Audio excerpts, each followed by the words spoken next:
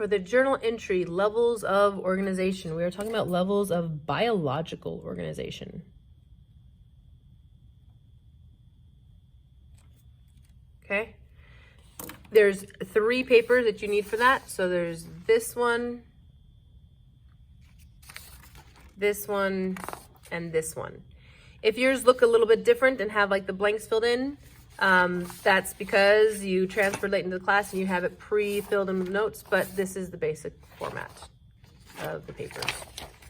You're going to need on each one of these, cut off the outside edge, the border, and then cut these into 4 individual pieces. You'll end up with 12 papers. Now that we have all the cards cut out, I'm going to show you how to glue them in. I'm going to start with the card that says Biosphere, and we're going to start at the bottom of the page. Okay? So at the very, very bottom of the page, Biosphere, you need to put glue on that. We are going to glue this one completely flat. You don't need too much glue. The more glue, the more difficult it is to write on it afterwards because it kind of gets wet. So don't want too much glue. We're going to glue that one down flat at the very bottom of the page. Biosphere is the highest level of biological organization. Okay? Next, ecosystem. But this one we're going to glue in differently. We are going to put a thin line of glue on the page in the journal, thinnest line you can get. If you want to just do a few dots, that's fine. And we're going to lay down the one that says ecosystem on top of the one that says Biosphere, where you can still see the word Biosphere. Okay, so overlapping the majority of it, then that you just see the word Biosphere. Now, in the end, you'll be able to pull this one up and be able to see the notes underneath, and this one lays on top. We're going to repeat that process with the next one, which is community. So above ecosystem, on the page of the journal, a thin line of glue for ecosystem, and we're going to glue down community. Lay it again on top of ecosystem, but enough so that you can still see the word ecosystem. Now, if your glue is coming out really thick, you can also just do dots. So if you're going to do just dots, I would do just 1, 2, 3, 4 dots if it's coming out really fast. Population is the one that's next. Population on top of community. Make sure you can still see the word community. And then glue it down flat. Continuing, the next is going to be organism. Again, make sure that line of glue is about 1 centimeter above, maybe a little less, above the paper you just glued down. Organism, above organism. Next is going to be organ system. Organ systems are found within organisms. Next is organ, thin line of glue on the page above organ systems. Don't put too much glue, otherwise you start getting too much and they start sticking more than you want them to. So organs are found within organ systems. Organs make up organ systems. Okay. Next is going to be tissue.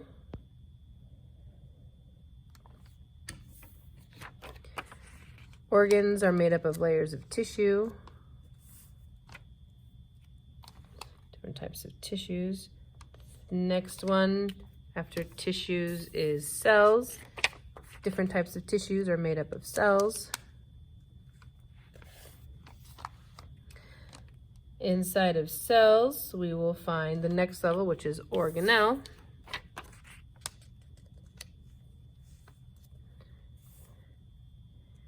And organelles are composed of biomolecules.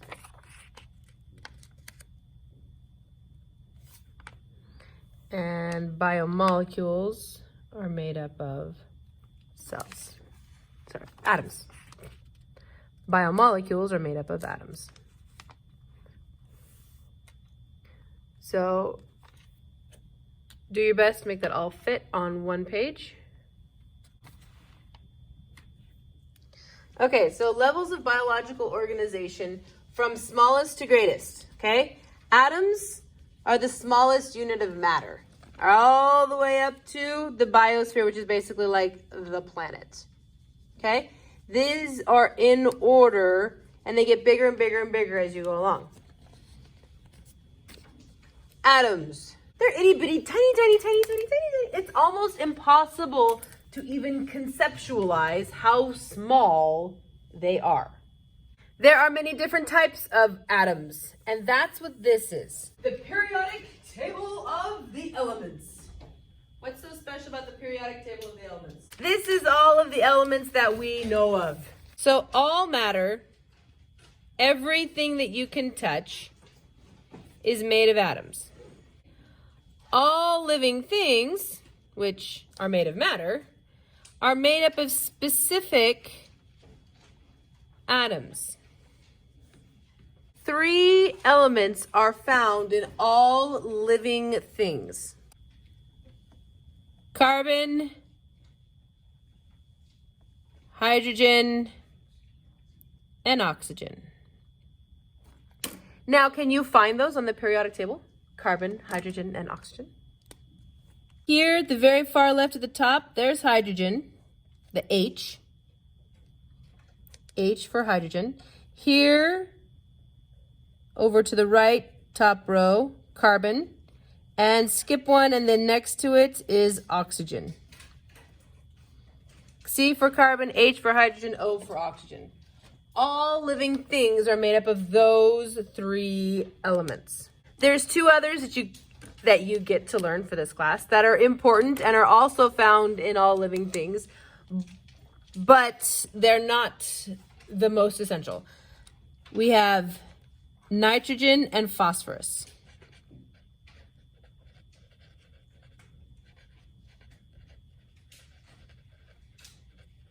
Those are also very important. These 3, carbon, hydrogen, oxygen, C, H, and O, are the most important atoms in biology. So if you take a bunch of atoms and you connect them together with chemical bonds, you will get molecules. Let's go with a few common molecules. So if I have an atom of oxygen and bonded to it 2 atoms of hydrogen, so 2 hydrogens, 1 oxygen, H2O. When we draw it as a chemical, it looks like that. What is that? Water. All right? This is 1 molecule of water. It's made up of just 3 atoms. Okay? Another one we're going to discuss a lot in this class is this one. It has carbon with 2 oxygens attached to it. Carbon dioxide. It has hydrogen and it has oxygen, but it doesn't have carbon. Okay? So it's a molecule, but it's not what we call a biomolecule. Biomolecules, all right? Biomolecules will have that carbon, hydrogen, and oxygen. But it's still a bunch of atoms stuck together. The cool thing about biomolecules is that they're really big. And I mean big. You see how these are both made of just like 3 atoms? Biomolecules are usually made of thousands of atoms. There are 4 categories of biomolecules. Okay? We have carbohydrates. We have lipids, proteins, and nucleic acid. These are 4 categories. Sometimes the biomolecules are called macromolecules. Macro means large, big. And these are, for molecules, they are very, very, very, very big. Now, biomolecules are, even the biggest ones, are still actually quite small. And you have to have billions and billions and billions of them to make what's an organelle. Now, to understand organelle, it's easier to think about cells, okay? Cells, hopefully you're familiar with the idea of cells. The things inside of a cell, the little structures inside of the cells, Those are the organelles. So when you're looking at levels of organization, atoms are the smallest, atoms make up molecules, and then we go to jump to level of organelles. Organelles are small structures inside of cells, and each organelle has a function or purpose. Now, if you look at the name organelle, you see the word organ in there, and then the E-L-L at the end. It means little organ, organcito. All right, that's literally what it means. It means the little organ. Not the organ inside the body, the organ inside of a cell. These are organs for a cell. So they're itty bitty bitty, tiny, tiny, tiny, tiny, tiny little organelles. Okay?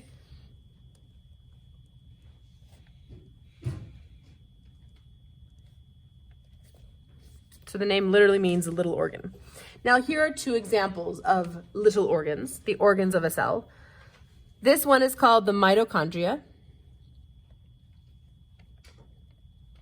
And this one is called the Golgi. We will be learning about both of those and many more, but those are just a few examples. Next, we have cells. Cell is the smallest unit of life. As the smallest unit of life, that means that the smallest living thing is a cell.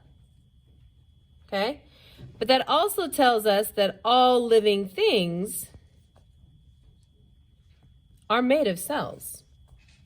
If I were to look under a microscope at my pen, zoom in as far as I could and look at my microscope under a pen, would I find cells? No, because my pen is not a living thing. But if I were to take a piece of my skin and look at it in a microscope and zoom in as much as I could, would I find cells? Yes. Yeah, because I'm made of living things. I'm a living thing, so I'm made of cells. So anything that's alive, you find cells. If it's not alive, you don't find cells. If you have lots of cells that are very similar and they're working together and they're stuck together, then you have a tissue. Tissue are simply many similar cells working together. There are four, right here at the top, 4 types of tissues. I'm going to say basic, 4 categories of tissues, okay? And those categories are muscle, connective, epithelial, and nervous tissue. Quick, preview on each of those. Muscle tissue, your muscles are all about movement. Pretty much any movement your body does is basically done by a muscle, okay? Nervous tissue is about communication. This is your brain and all of your nerves throughout your body that tell your muscles to move and tell your organs to function and tell them how to function, what to do. Okay? Epithelial tissue. Okay?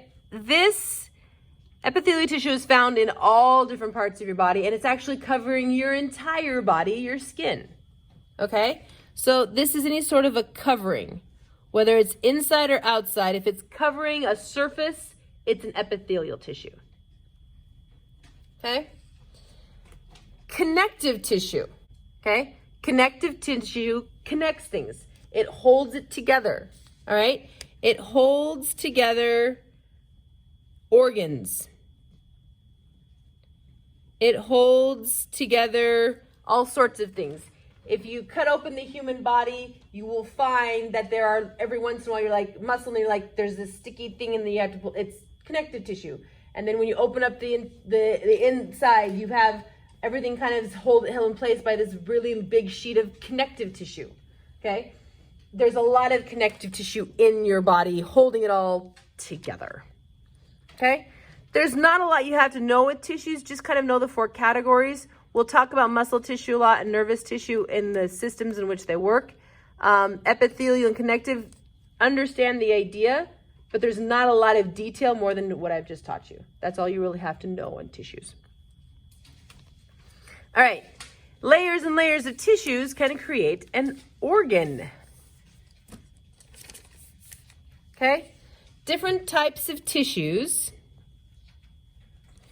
organized together and working together to complete a function for the organism. We call it an organ. So, visual example here, in an animal, we have a stomach. Okay? that stomach is an organ. The outside layer of your stomach is epithelial. It's the outside covering. Under that layer of epithelial, you're going to have a layer of connective tissue. That's going to hold that epithelial layer to the next layer, which is muscle. And then that below that muscle, you'll have another epithelial layer, and that epithelial layer is actually the one that creates the stomach, the acid that's in your stomach and the juices and everything in your stomach that does the digestion. Okay? And they all work together. The muscle does the moving of your stomach. Did you know your stomach actually moves? That is an organ. A leaf on a tree is an organ. And it has different tissues in it that we'll talk about some of those, but it has different parts to it, tissues, and all together the purpose of that leaf is to do photosynthesis for the plant. So, organs. Now, when you have a whole bunch of organs working together to accomplish something for the entire organism, we have an organ system. So, organs and or structures working together to complete a function for the entire organism. So within the human, we have a nervous system, a muscular system, the skeletal system, a circulatory system, endocrine system, and there's more. We'll get into those in detail later. But the idea of systems, all of the bones, each bone would be a different organ, but they all together make up the skeletal system. Each muscle would be a different structure or organ, but all of them working together is a muscular system. Okay? Now, lots of organ systems are found within an organism. An organism is a single living thing. A mushroom, a plant, a human. We have 1, 2, 3 organisms pictured here.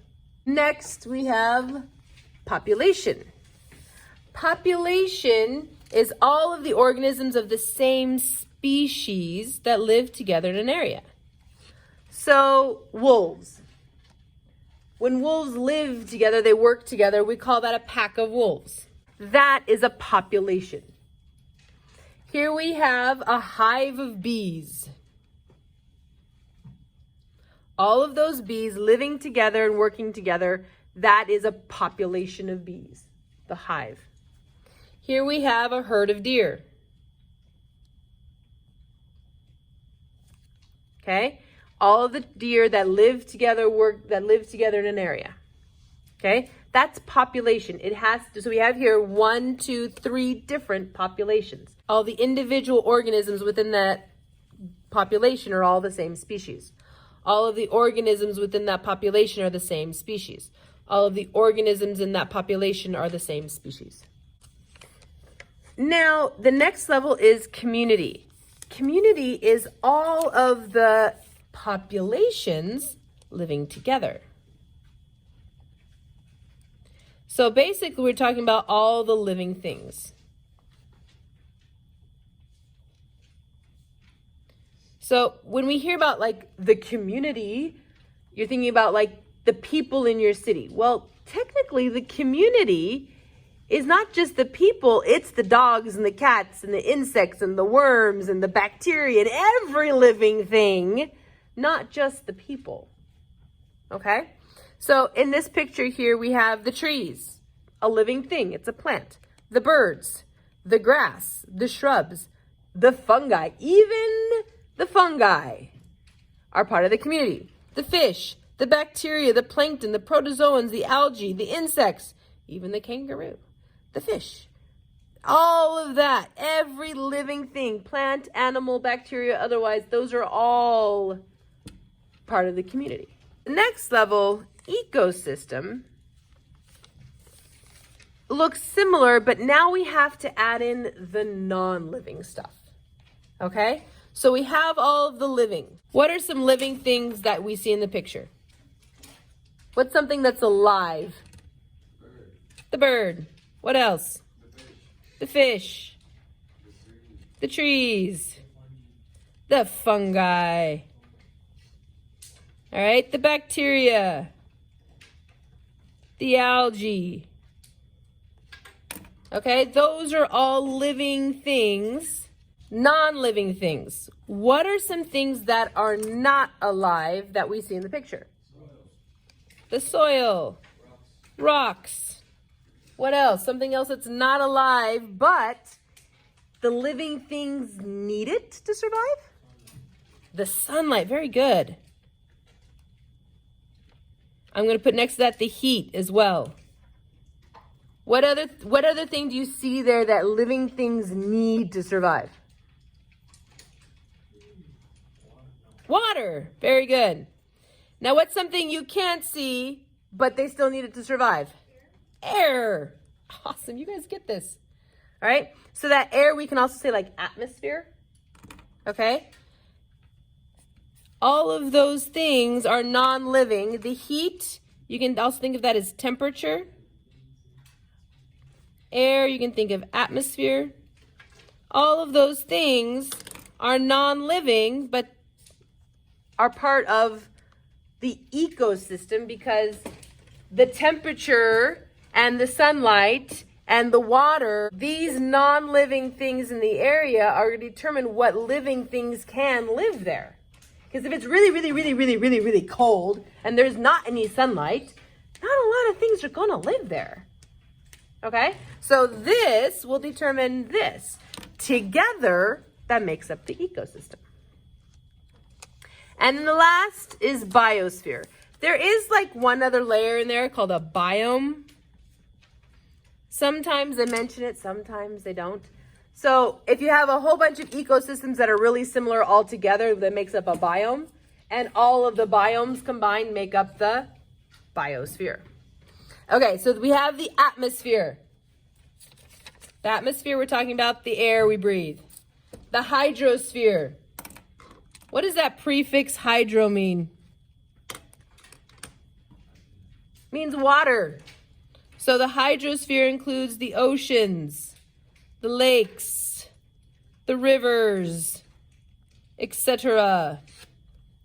The lithosphere. We're talking about the dirt, the rocks, the soil.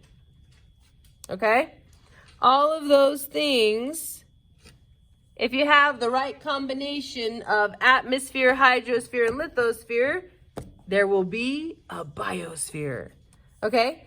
The regions of the atmosphere, hydrosphere, and lithosphere that are occupied by living things is essentially the biosphere.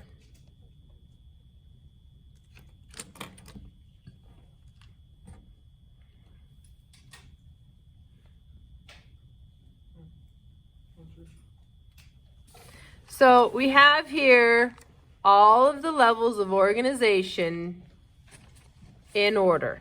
And that is levels of biological organization.